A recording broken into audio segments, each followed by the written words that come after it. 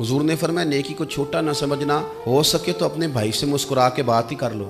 एक हदीस में फरमाया नेकी को छोटा ना समझना, चाहे गली से कांटा ही उठा दो। यानी नेकी शुरू तो करो ना, कोई करो तो सही, किसी अंधे को सड़क ही पार करा दो, किसी से वजन नहीं उठाया जा रहा तो साथ मिलके उसके सर पे रखवा दो, कोई नेकी करो तो सही। हमारे दाएं बाएं नेकियों की लाइनें होती हैं, पर तब नेकी करेंगे ना जब हमारा नेकी करने का इरादा, हम ये समझते हैं शायद 10,000 रुपया मस्जिद देना ही सिर्फ नेकी है, मस्जिद में 10,000 देना भी नेकी है और मस्जिद में झाड़ू देना भी नेकी है। नेकी करें। हजरत सिद्दीक अकबर की नेकियों का मंजर क्या है? हर वक्त नेकी। आप ना खलीफा बनने से पहले ना यतीम बच्चियां थी 4-5, उनके ना घर में जाते थे, दूध धो के दे के आया करते थे। ये भी तो नेकी है ना।